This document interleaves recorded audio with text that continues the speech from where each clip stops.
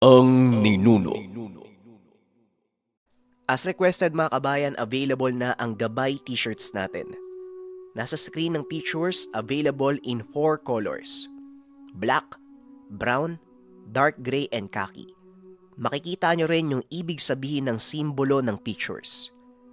Gabay pangkalahatan. For protection, direction, stability, finding one's way, making right decisions, being in control, safety and guidance. Ito ay hindi simpleng damit lang mga kabayan. Malaki ang may tutulong nito sa ating paniniwala. Ikaw mismo ang makakatuklas kung ano ang gabay mo. Ako palagi ko itong sinusuot kasama ng gabay medalyon. Nasa comment section ang link ng Shopee or Facebook. Message lang kayo mga kabayan. Limited stocks lang tayo. Salamat. Alam kong meron kang kakayahang magbato ng Tigalpo. Batuin mo ng dasal ang ituturo kong direksyon. Wika ni Abel. Sumang-ayon naman si Luis. Ginawa ang sinabi ng binata. Nagulat ito sa naging resulta dahil unti-unti ngang nawala ang mga anino. Matapos gawin, biglang tumahimik ang paligid. Napagtanto ng dalawa na unti-unting umaatras ang mga kalaban. Mukhang wala na sila, Abel. Siguro oras na din para umalis tayo sa lugar na ito. Wika ni Luis. Hindi, Luis. Marami pang tao sa plaza. At sa oras na umalis tayo dito, maaaring sila ang pagbalingan ng mga aswang. Tugon ni Abel. Napagtanto ng binata na tama ang sinabi nito. Kaya napagpasya ng dalawang pumunta sa plaza, makihalo sa mga tao habang inaantay matapos ang palabas. Ilang sandali pa ay dumating ang pangkat ni Commander Banong.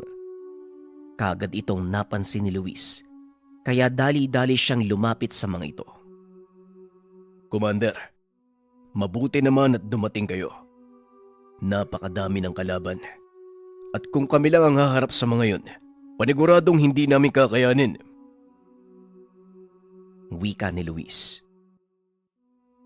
Salamat naman at dumating kami sa tamang oras. Pero hindi lang ang grupo ko ang nandito. Nasa paligid ang ilan sa mga katribo ni Diosdado. Maya-maya lang, susunod na si Tatang Simon. Tugon ni Commander Banong. Nakita nitong paparating si Abel. Luis, mukhang delikado ang lagay na... Tiyo Banong? Ikaw ba yan? Nanlaki ang mga mata ni Kabanong nang makita si Abel. Maging si Luis ay nagulat dahil magkakilala ang dalawa. Teka, magkakilala kayo, Commander? Tanong ni Luis. Napangiti si Abel at kagad nilapitan ang Commander. Oo, Luis. Kapatid siya ng aking ina. Kumusta ka, Tiyo? Ang tagal mong nawala ah. Ang buong akala namin patay ka na. Tugon ni Abel. Hinawakan ni Banong ang ulo ni Abel. Hinimas-himas ito na parang paslit. Pasensya ka na, Abel. Kung hindi man ako nakapagpaalam sa inyo. Kailangan kong lumayo dahil magkaiba ang pananaw namin ng lolo mo sa buhay. Wika ni Commander Banong. Huwag po kayo mag-alala. Naiintindihan ko po kayo. Kaso Tiyo, may kailangan po kayo malaman eh. Wala na po si inay. Napayoko si Commander Banong at marahang tumango. Pagkatapos ng gulong ito, dalin mo ko sa puntod ni Ate Teresa. Wika ni Commander. Matapos ang pag-uusap, muli silang nakiramdam sa paligid. Lumipas ang gabing iyon na wala namang nangyaring masama sa mga inosente. Hindi na ituloy ng mga aswang ang kanilang balak na pananalakay. Ilang sandali pa sumikat na ang araw at tuluyan na ngang nagsipag-atrasan ang mga aswang. Pinili nila Luis na umuwi.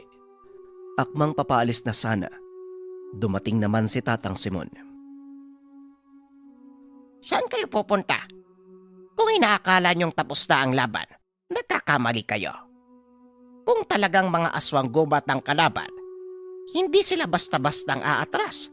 Lalo na't alam nilang lamang sila sa bilang. Wika ni Tatang Simon. Napansin ito ni Abel.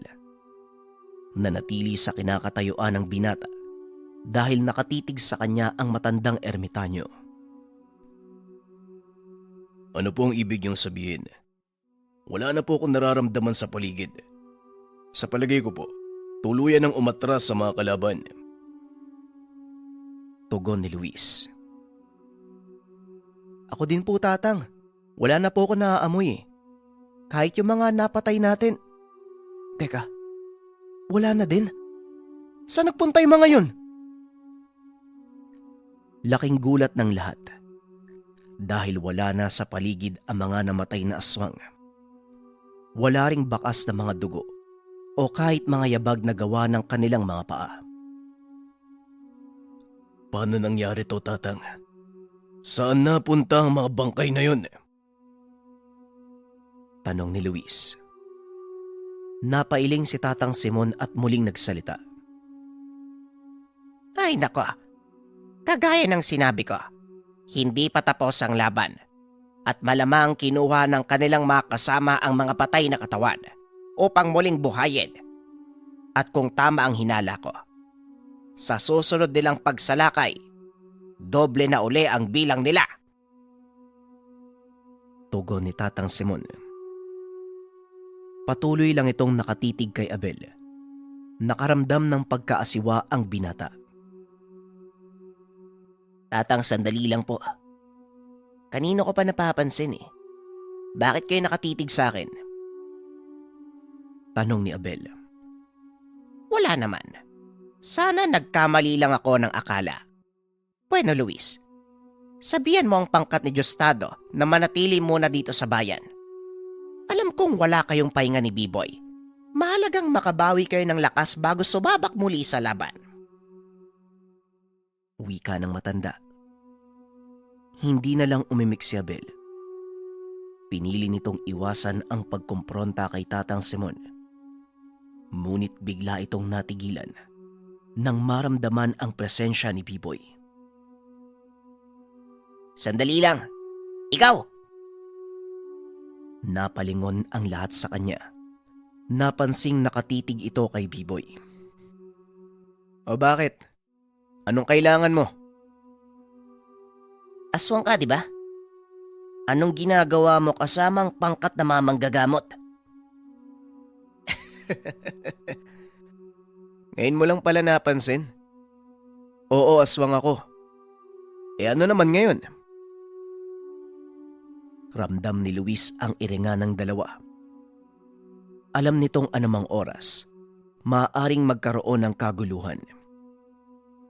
Mabilis na naglakad ang binata papunta kay Abel upang awatin ito. Abel, payo ko lang. Huwag mo nang subukan. Dahil sisiguraduhin kong mag-aaksaya ka lang ng lakas sa maling kalaban. Ang mabuti pa, umuwi na muna tayo. Pagod ang lahat. Kailangan nating magpahinga. Wika ni Luis. Ngunit sa halip na magpaawat, hinawi nito si Luis at naglakad papunta kay B-Boy. Kahit ano pa ang dahilan nyo, walang puwang sa mundo ng mga tao ang kagaya mong aswang. Wika ni Abel sabay usal ng dasal. Laking gulat nito dahil hindi tumatalab kay B-Boy ang tigalpo. Hindi siya ang nilalang na gusto mong kalabanin, bata. Kung ako sa'yo, itigil mo na kung anumang binabalak mo bago pa mahuli ang lahat. Wika ni Tatang Simon. Nilingon naman ito ni Abel. Anong sinasabi mo, matandang ermitanyo? Bakit sa tingin mo, may laban ng isang aswang sa kagaya ko? Tumawa ng malakas si Tatang Simon. Napailing na lang ito sa mga naririnig. Hindi mo alam ang sinasabi mo. Bueno, kung talagang hindi kita mapipigil, sige tuloy mo. Huwag mo lang akong sisisihin sa uli. Tugon ni Tatang Simon. Naupo ito sa isang bato. Nagsindi ng tabako. Nagtuloy naman sa paglapit si Abel kay Biboy. Kagaya ng sinabi ni Luis sa Tatang Simon, hindi ako ang dapat pag-aksayahan mo ng lakas, kaibigan. Pero kung talagang gusto mo, o sige. Ipapatikim ko sa iyo mga sinasabi ng kasama ko. Wika ni Biboy. Nag-atrasan ang lahat upang magbigay ng daan sa dalawang binata. Nagsimulang magkarga ng dasal si Abel, habang si Biboy naman nag-aantay sa susunod na gagawin ng katunggali. Matapos mag-usal ng pamproteksyon, biglang sumugod si Abel. Laking gulat nito dahil biglang nawala si Biboy sa kanyang harapan. Oh, sinong sinusuntok mo dyan? Nandito ako eh. Wika ni Biboy habang nagkakamot ng ulo. Muling sumugod si Abel. Ngunit mabilis lang itong naiwasan ng binatang aswang. Sa pagkakataong iyon, naglabas ng punyal si Abel. Napatayo si Tatang Simon dahil kilala ng ermitanyo ang punyal na iyon. Ang punyal na hawak mo, pagmamay-ari ni Omar. Paanong napunta sa iyo ang sandatang yan? Tanong ni Tatang Simon. Tatay ko ang may-ari ng punyal na ito. Nung iniwan niya ako sa kinikilala ko mga magulang. Nakabalot ito kasama ng ilan sa mga gamit ko. Kung sino man niyang tinutukoy mong Omar, pasensya na, hindi ko siya kilala. Tugon ni Abel. Matapos ay muli itong sumugod papunta kay Biboy.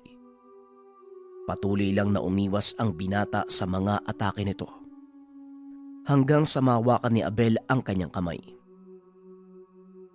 Bigla itong natigilan at natulala. Nakatitig lang ito sa kawalan na labis namang ipinagtaka ni Biboy. Sinubukan pa niyang ikaway ang palad sa mukha nito, pero tila biglang naglakbay ang isipan ni Abel. Hayaan mo siya, Biboy. Maya-maya lang, matutuklasan ng binatang yan ng katotohanan. Wika ni Tatang Simon. Kusang bumitaw si Abel sa kamay ng katunggali at binaba ang punyal. Si Omar. Si Omar ang aking ama. At ikaw, kayong dalawa ni Luis. Kayo yung mga tinuruan niya. Muling wika ni Abel. Unti-unti itong kumalma, hanggang sa mapaupo na lang sa lupa. O Abel, kaming dalawa ang una at huling naging mag-aaral ni Mang Omar. Sa katunayan, nabubuhay sa amin ang basbas ng iyong ama. Ito ang dahilan kung bakit nakita mo ang nakaraan niya nung hawakan mo si Biboy. Napangiti si Abel sa mga narinig. Hindi nito akalaing matutuklasan niya ang pagkatao sa hindi sinasadyang pagkakataon. Ngayong alam mo na ang totoo, maaari mo nang isilid ang punyal na yan sa lalagyan. Sumama ka sa amin nang mapag-usapan at makilala mo ang ilan pa sa aming mga kasamahan. Wika ni Tatang Simon. Sumang-ayon si Abel. Pagdating sa tahanan nila Luis, isinalaysay ng matanda ang dahilan kung bakit nabuo ang alyansa ng mga tao at aswang. Nagulat si Abel dahil hindi niya akalaing nakaharap at hinamon sa laban ang isa sa mga tumalo sa mga bangkilan. Biboy, patawarin mo sana ako sa mga sinabi ko ha. Nabulagan ako sa galit sa mga aswang eh. Kaya inisip ko na pare-pareho lang sila. Wika ni Abel. Nauunawaan naman ni Biboy ang binata. Dahil maging siya noon, ganun din ang tingin sa mga nilalang. Huwag kang mag-alala, naiintindihan ko. Alam kong mahalaga sa iyo ang impormasyong ito, Abel. Ngunit hindi ito ang panahon para pag-usapan ng bagay na yan. Meron tayong mas mahalagang kailangang atupagin. Tugon ni Biboy. Tama si Biboy. At sa palagay namin, malaki ang maitutulong mo, Abel. Ikaw ang nakakaalam ng tungkol sa mga aswang gubat. Kailangan nating malaman ang kahinaan at lakas nila. Wika ni Luis. Pinaliwanag naman ni Abel ang tungkol sa bagong mga kalaban. Ayon sa binata, ang mga aswang gubat may nag-iisang kahinaan. Ito ay ang sikat ng araw. Ito rin ang dahilan kung bakit mas gusto nilang sumalakay sa gabi. Mababangis ang mga aswang gubat at may kakayahang magtago sa mga anino. Kadalasang ginagaya ng mga ito ang wangis ng mga pangkaraniwang hayop, kagaya ng baboy, aso, o hindi kaya naman mga pusa. Ngunit hindi kagaya ng ibang aswang. Hindi nag-aanyong tao ang mga aswang gubat. Ang karaniwang anyo ng mga ito, maitim na nilalang na may mapupulang mata, matatalas na ngipin at mga kuko. Madalas nang bibiktima ng mga manlalakbay, magsasakang napapadaan sa gubat na kanilang pinamamahalaan. Ang mga aswang gubat, namumuhay bilang tribo. Nagkukubli ang mga ito sa yungib at ang mas nakakagulat na kaalaman tungkol sa mga aswang na ito. Sumusunod sila sa iisang pinuno. May isang nilalang na kumokontrol sa kanila. Sa oras na mapatay ang nilalang na ito, nawawalan sila ng kakayahang mag-isip. Nagmimistulang hayop na ang tanging dahilan ng pagkabuhay, kumain at magparami at mamatay. Kakaiba ang ugali ng mga aswang na ito. Mahirap silang tugisin. Walang naiiwang baka sa tuwing sila ay mambibiktima. Ngunit sa tulong na matalas sa pakiramdam ni Biboy at ng mga kasama nating bangkilan, madali silang matutunton. Wika ni Tatang Simon. Hindi ba sinabi mo, Abel, may isang lalaki na kumukontrol sa kanila? Bakit hindi na lang yun yung hanapin natin at patayin? Tanong ni Luis. Mahirap ang gusto mong mangyari, Luis. Dahil hindi natin alam kung mangkukulam ba o mangbabarang may hawak sa kanila. Pwede ring mataas na uri ng engkanto o hindi kaya pangkaraniwang tao. Tugon ni Abel.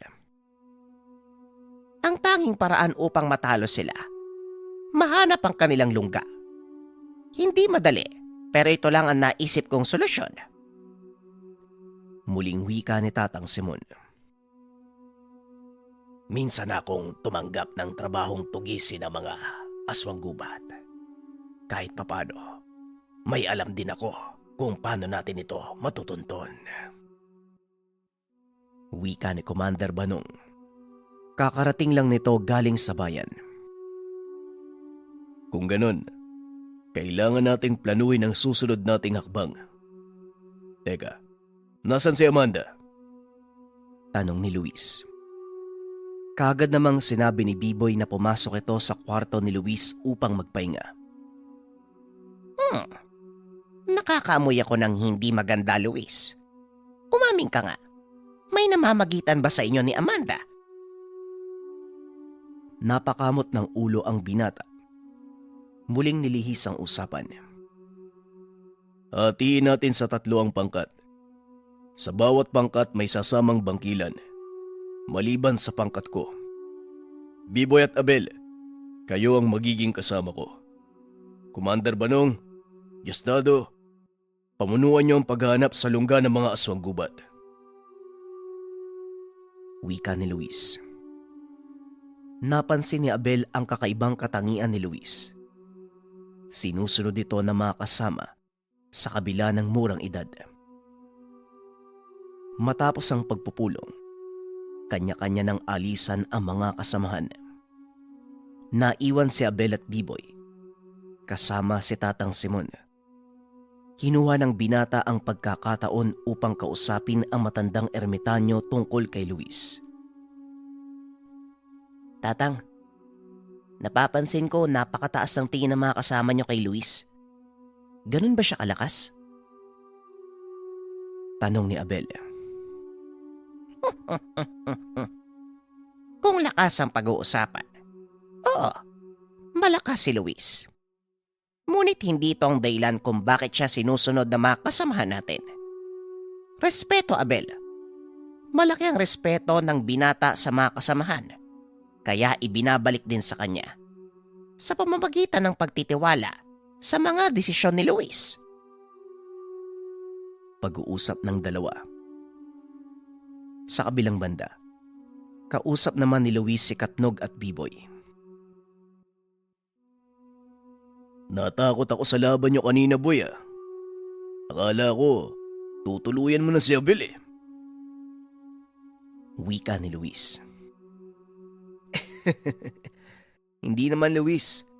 Kahit papano, naiintindihan ko siya eh. Kung ako nasa katayuan nun kanina, siguradong ganun din yung magiging reaksyon ko eh. Sino ba namang hindi matatakot sa aswang? Tugon ni Biboy. Hindi yun ang tingin ko sa'yo, Biboy. Ilang beses mo nang pinatunayan na wala sa pagkataong kabutihan. Nasa puso to eh. Wika ni Luis. Makata, Luis ah. Ayos ah. Tama ka. Hindi masusukat ng panlabas na nyo ang kabutihan ng isang tao nila lang. Sa kabila ng katotohanan ng aswang kapipoy, nananaig ang kabutihan mo bilang tao. Ngunit hindi ito madaling makita ng karaniwang mata. Kaya naman nasaan mo talaga nahuhusgahan ka nila. Malaki ang naging pagbabago ni Biboy.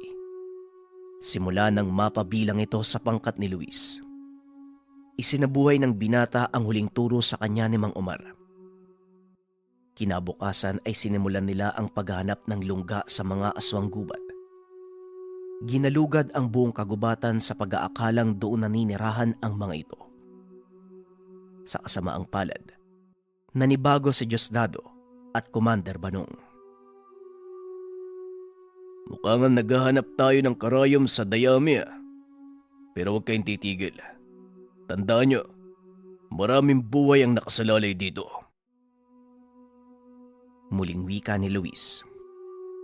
Sa kalagitnaan ng pag-uusap, dumating si Abel. Merong dalang malaking bayong. Pasensya na kung tinanghali ako pero ito, may dala ko mga kagamitang maaari nating gamitin sa pagtugis sa mga aswang gubat. Isa-isang inilabas ni Abel ang laman ng bayong. Napakadami nitong kagamitan. Ngunit ang nakaagaw ng atensyon ni Luis, ang langis na nasa maliit na bote. Sandali lang, Abel. Yung mga langis na yan ginagamit bang panghilot? Pasensya na, para ka kasing naglalako ng mga gamot eh. Natawa ang lahat sa sinabi ni Luis. Kaagad naman silang natahimik. Nang kunin ni Abel ang isang bote, inilapit ito kay Biboy. Laking gulat ng lahat dahil kusang kumukulo ang langis.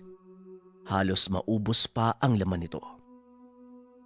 Mabisang pangtukoy ng aswang ang lanang laman ng botelyang ito. Kahit nagtatago pa ang mga aswang, mabilis nating malalaman kung meron sa paligid. Wika ni Abel. Hindi namin kailangan ng lana. Kaming mga bangkilan, may malakas na pangamoy. Sabat ni Diosdado. Oo, kaya ang pangkat nila Commander Banong ang magdadala ng mga lanang to. Tugon ni Abel. Diosdado, kayo maghahanap sa bayan. Sina Commander Banong na ang bahala dito sa kabundukan. Abel, Biboy, antabay lang kayo. Sa oras na matagpuan na mga kasama natin ang lungga, tayo ang unang susugod. Wika ni Luis. Muling lumakad ang pangkat. Sa pagkakataong iyon, ginalugad nila Luis ang bawat baryo sa kanilang lugar hanggang sa madako sila sa isang pamayanan ng mga katutubo. Noon lang nalaman ni Luis na may ganong uri ng pamayanan sa kanilang lugar. Tatang Simon, kailan pa sila nanirahan sa lugar na to? Tanong ni Luis. Hindi ko din alam, Luis eh. Ang mabuti pa, magtanong tayo sa mga katutubo. Tugon ng matanda. Naglakad ang dalawa papasok sa pamayanan. Ngunit sa kasamaang palad hindi sila pinapasok ng mga nagbabantay. Pasensya na pero hindi kayo pwedeng pumasok. Mahigpit na pinagbabawal ng pinuno namin yung pagpapapasok sa mga dayuhan. Wika ng bantay. Ganun ba? Maaari bang malaman kung sino ang pinuno niya? Tanong ni Tatang Simon. Si Dalugdog, siya ang kasalukuyang pinuno ng tribo. Pinalitan niya ang pwesto ng yumaong ama, si Kilat. Tugon ng bantay. Dito napagtanto ni Tatang Simon na ang mga katutubong nabibilang sa pangkat na kung tawagin ay lumad. Kung ganon kaibigan, magpapaalam na kami. Paumanhin sa panggagambala. Wika ni Tatang Simon. Teka tatang, alis na tayo. Hindi ba natin titignan sa loob? Baka dito naglulungga ang mga aswang. Tanong ni Luis. Hindi mo gugustuhin kalabanin ng mga lumad. Lalo na ang kanilang pinuno, Luis. Sa ngayon umalis na po na tayo. Maghahanap ng paraan para makapasok sa komunidad na yan.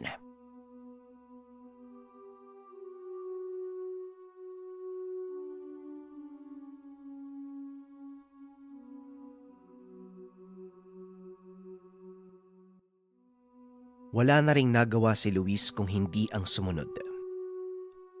Ngunit habang naglalakad palayo, bigla naman silang tinawag ng isa sa mga nagbabantay. Sandali lang. Nais kayo makausap ng aming pinuno. Napangiti si Tatang Simon nang marinig ito. Dali-daling bumalik si Luis. Pumasok sa pamayanan. Dinala sila ng bantay sa isang malaking kubo. Nanlaki mga mata ni Luis nang makita ang malaking taong nakatayo sa gitna. Napakahaba din ang buhok nito na halos sumayad sa lupa. Punong-puno ng peklat ang katawan. Marahil tanda ng napakaraming pinagdaan ng laban.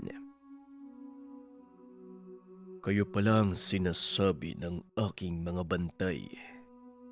Maaari ko bang malaman kung ano ang sadya nyo? Wika ng lalaki.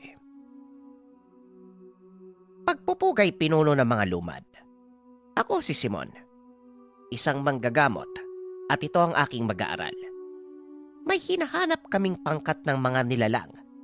Nakita namin ang muntinyong pamayanan. Tugon ni Tatang Simon. Hinahanap na mga nilalang. Anong uri ng nilalang ang hinahanap nyo? Muling tanong ng lalaki. Mga aswang gubat ang hinahanap namin. Biglang natigilan ang binata. Tinutukan siya ng sibat ng isa sa mga bantay. Tumahimik ka. Kapag hindi ikaw yung kinakausap ng pinuno. Wika ng bantay. Ipagpauman ninyo ang kawalang galang ng aking mag-aaral. Pero tama po ang narinig nyo, kapunuan. Mga aswang gubat nga ang hinahanap namin. Wika ni Tatang Simon.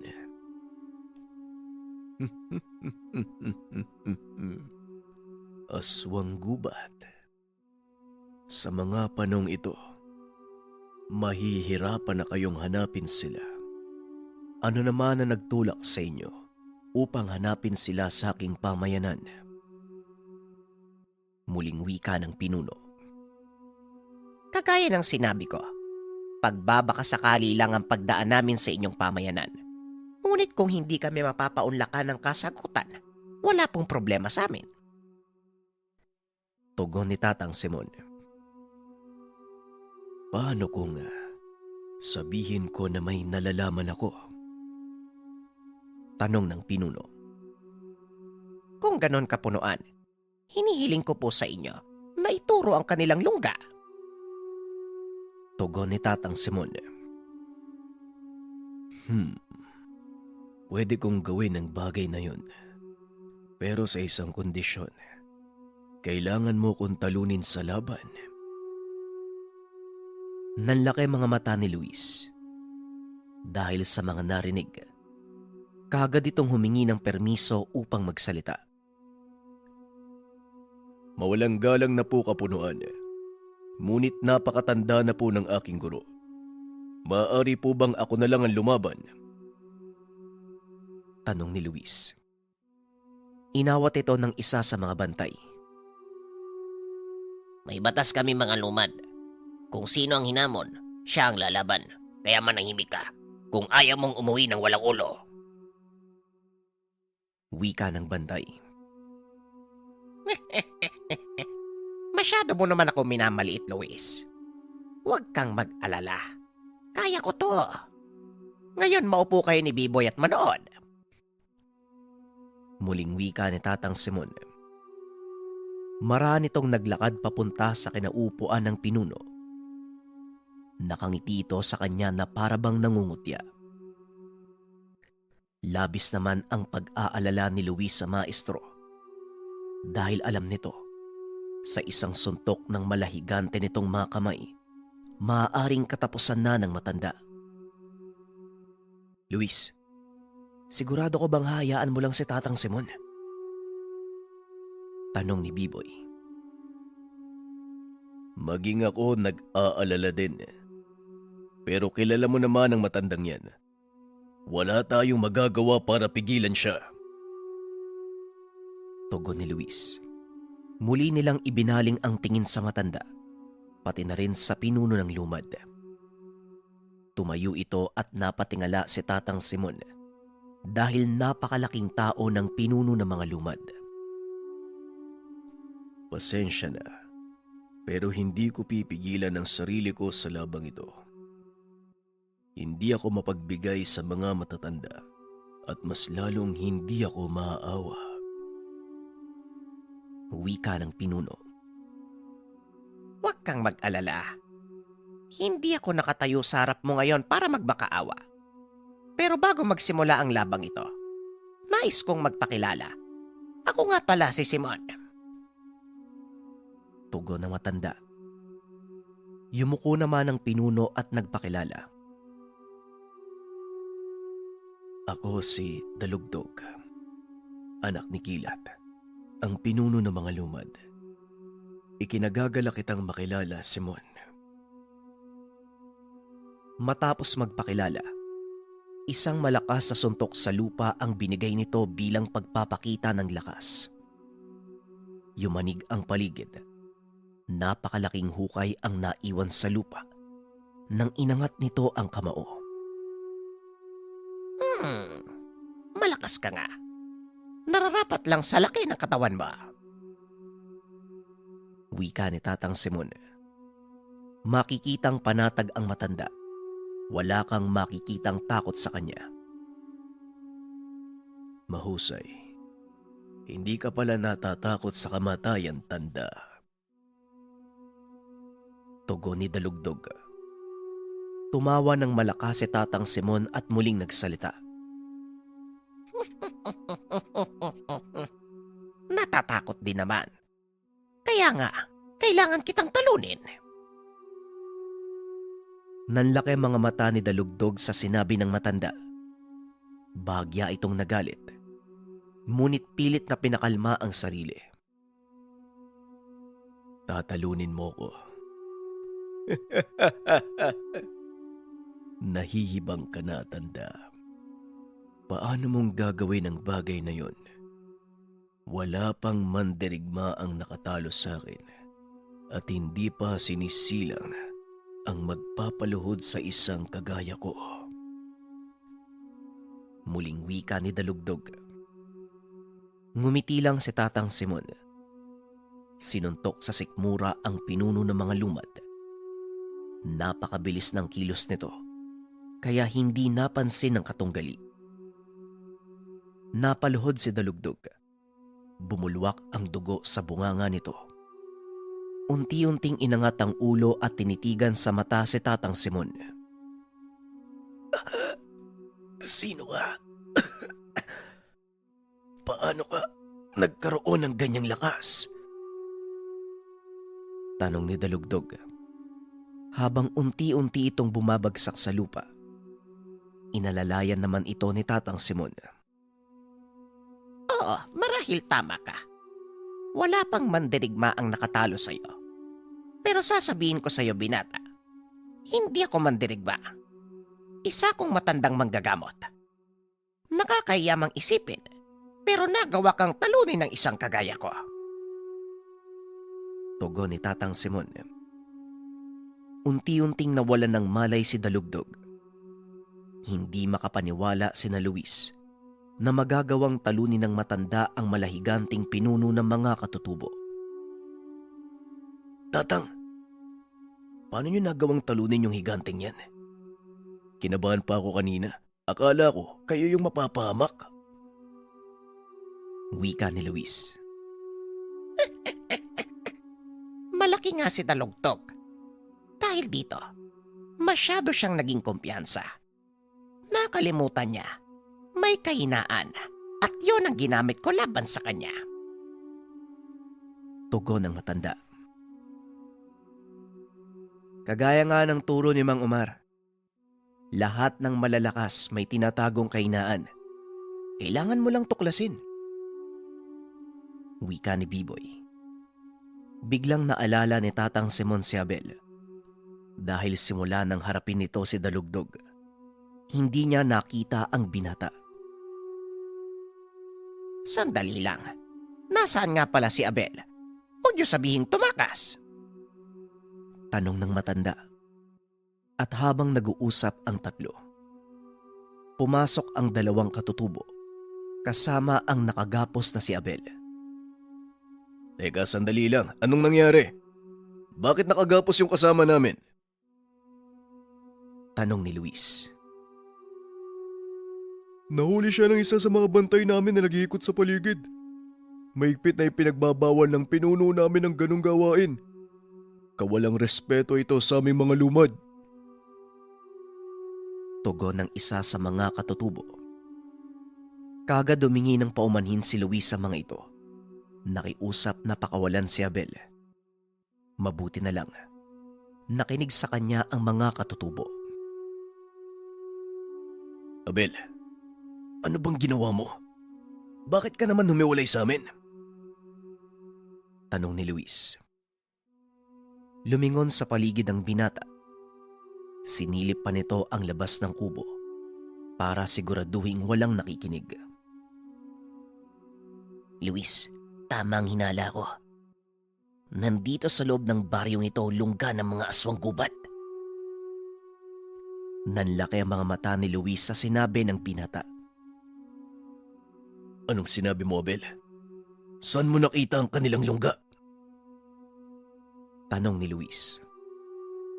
Sa bandang dulo ng pamayanan, sa likod ng isang tahanan, may nakita akong lumang balon eh.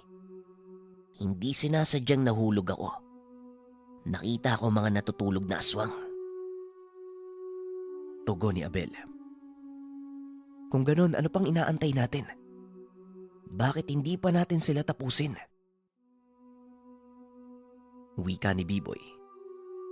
Inawat ito ni Tatang Simon. Sandali lang, kumalma kayong tatlo. Hindi tayo pwedeng kumilos ng basta-basta. Siguradong mararamdaman ng mga katutubo kung sakaling mabulahaw ang mga nilalang. Tugon ni Tatang Simon. Mabuti ngang madamay sila eh. Mga walang yang katutubo. Bakit nila tinatago dito yung mga aswang gubat?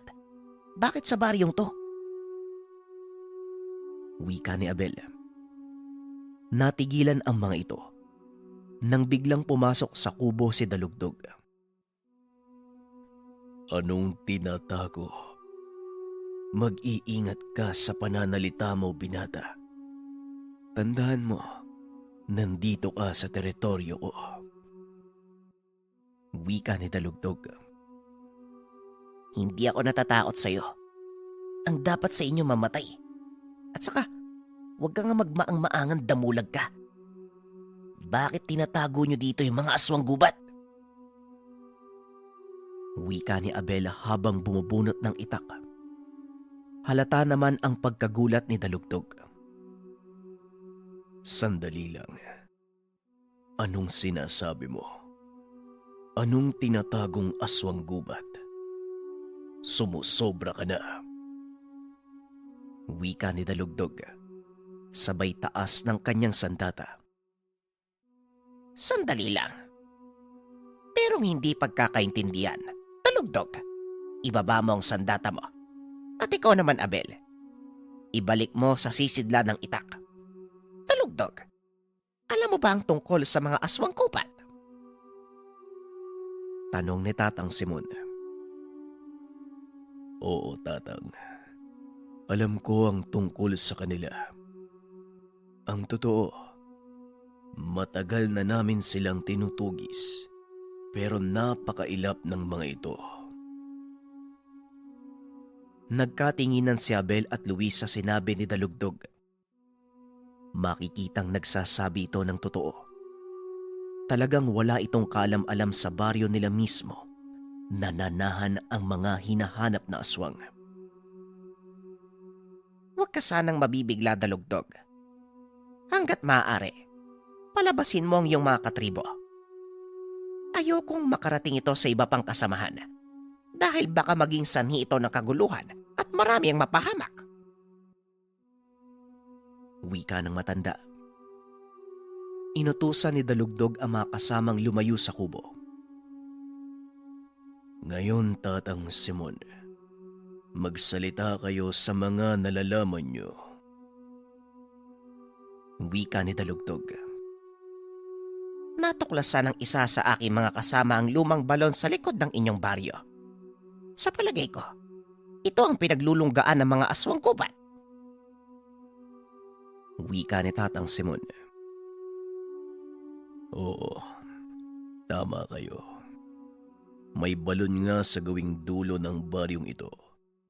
At maigpit kong ipinagbabawal ang pagpunta roon dahil maraming beses na kami nakakarinig ng mga nakakatakot na ingay mula sa balon. Tugon ni Dalugdog. Aksidente kong nahulog sa balon. Nakita ko mga impakto. Doon sila naglulungga sa ilalim ng lumang balon. Wika ni Abel.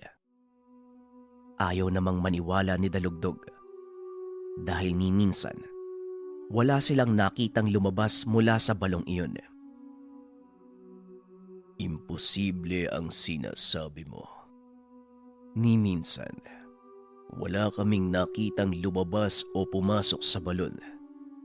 Kaya paano niyong masasabi na doon sila naglulungga?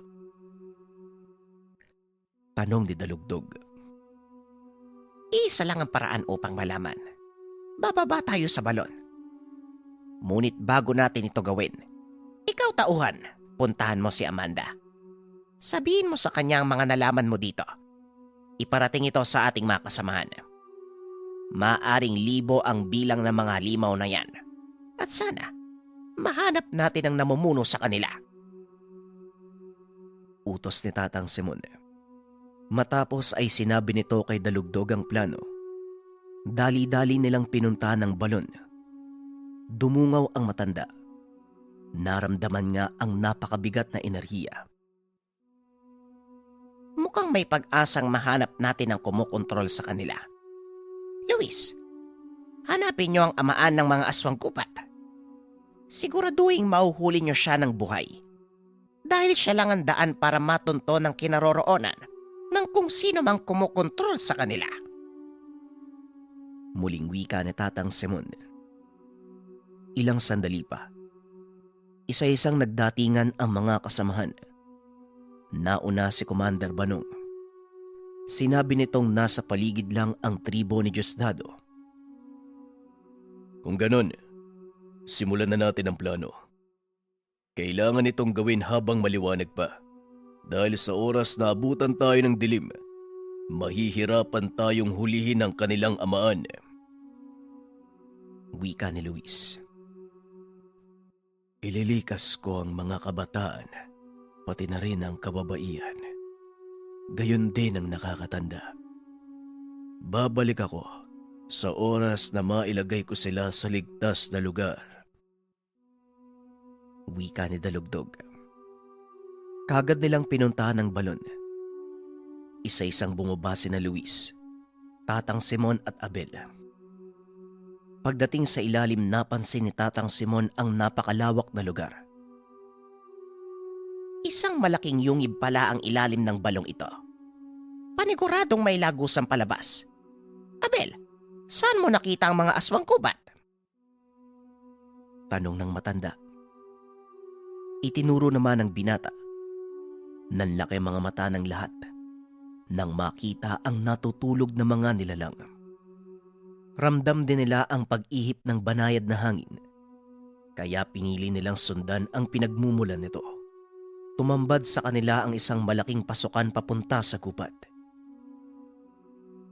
Pamilyar ang gubat na ito sa akin. Hindi ba malapit ito sa bayan? Tanong ni Luis. Kinumpirma naman ito ni Abel. Oo, Luis. Malapit nga to sa bayan. Kaya siguro mabilis na mawawala ang mga lintik na ito matapos manalakay. Tugon ni Abel. Maging alerto kayo. Isa sa mga aswang na yan ang kanilang amaan. At sa oras na mahuli natin ito, paniguradong matutunto natin ang kumukontrol sa kanilang lahat. Mag-iingat kayo. Hindi sila pwedeng magising. Marahang naglakad papasok ng yungibang apat. Nang marating ang gawing dulo ng kuweba, nakita ng mga ito ang isang malaking nilalang. Malapaniki itong nakasabit sa pinakataas ng yungib. May ulo ito kagaya ng sa paniki, ngunit walang pakpak. Matatalas ang mga kuko sa paa na ginagamit upang kumapit sa mga bato. Yan ang amaan ng mga aswang gubat. Piboy, mag-antay ka sa bukana ng yungib. At ikaw naman, Abel, sa balon. Huwag niyong hahayaang makalabas ang kahit ano mula sa kuwebang ito. Wika ni Tatang Simon. Dali-dali namang nag-alisan ang dalawa at pumunta sa kanilang mga pwesto. Samantalang si Luis naman, naiwan kasama ang matanda.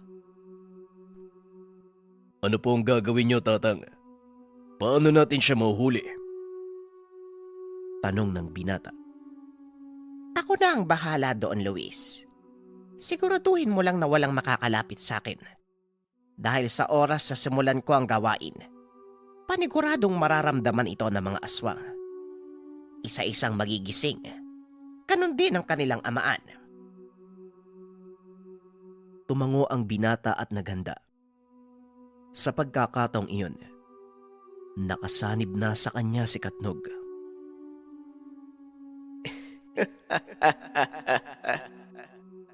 Mukhang magiging masaya to. Wika ni Katnog sa anyong tao. Masuring pinagmasdan ng binata ang ginagawa ni Tatang Simon. Nagsimula itong mag-usal ng mga dasal habang nakaturo ang kamay sa amaan ng mga aswang. Unti-unti ay nakikita ni Luis na tila may kung anong bumabalot sa katawan ng nilalang. Nang ikuyom ng matanda ang kanyang palad, biglang napasigaw ang amaan na tila sinasakal ito. Dahil sa ingay, isa-isang nagising ang mga natutulog na aswang gubat. Nagkagulo ang mga ito sa loob ng yungib. Isa-isa namang pinagtataga ng binata ang bawat lumapit kay Tatang Simon.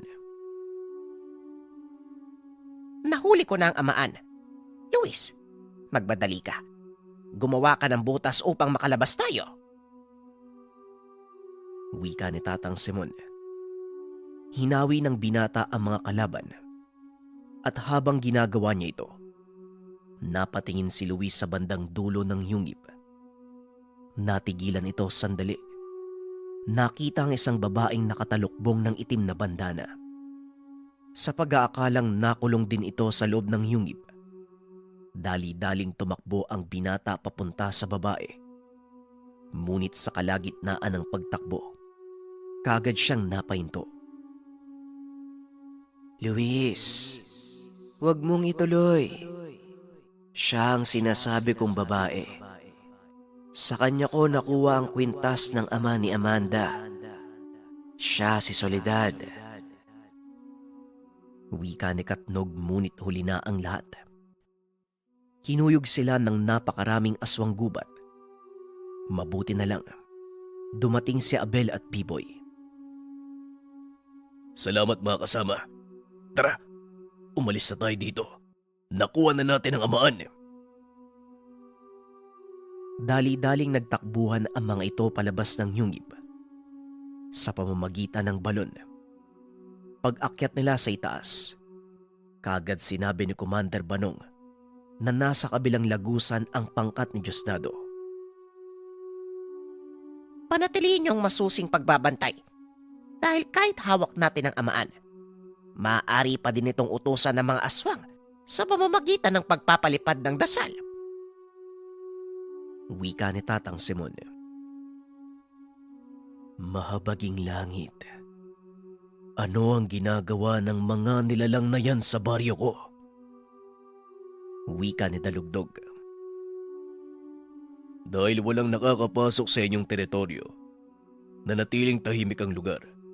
Kaya napili ito ng mga aswang gubat na gawing lungga. Pero wala kang dapat alalahanin sa ngayon. Hawak na natin ang kanilang amaan. Tugon ni Luis. Hindi ito kasiguraduhan, Luis. Maaring hawak natin ang amaan. Pero hindi ang nilalang na nagmamanipula sa kanila. Hanggat hindi nahuhuli ang isang yon, hindi tayo dapat magpakampante. Wika ni Tatang Simon. Biglang naalala ni Luis ang nakitang babae sa loob ng yungib. Tatang, nakita ko po yung sinasabing babae ni Katnog, yung Soledad. Malakas ang kutob ko na may kinalaman siya sa mga nangyayari ngayon. Wika ni Luis. Malalaman natin ang lahat sa oras na magawa kong manipulahin ang utak ng amaan. Sa ngayon, manatili kayong alisto. Talugdog, kailangan ko ng isang lugar para isagawa ang bala ko. Maaari bang hiramin ang isang kubo dito? Wika ng matanda. Kagad namang binuhat ni Dalugdog ang walang malay na amaan at dinala sa isang malaking kubo na yari sa bato. Maaari niyong gamitin ang kubong ito. Magbabantay ang ilan sa mga mandirigma ko sa labas upang masiguradong walang gagambala sa inyo. Wika ni Dalugdog. Sasamahan sana ni Luis ang matanda. Hindi, Luis. Mas kailangan ng tulong mo sa labas. Samahan mo si Dalugdog sa pagbabantay.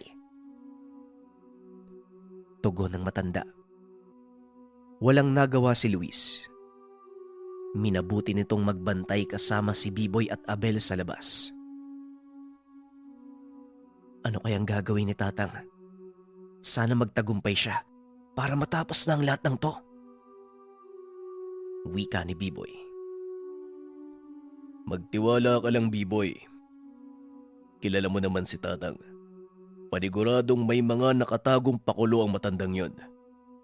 Alam niya ang gagawin niya. Kaya dito lang tayo.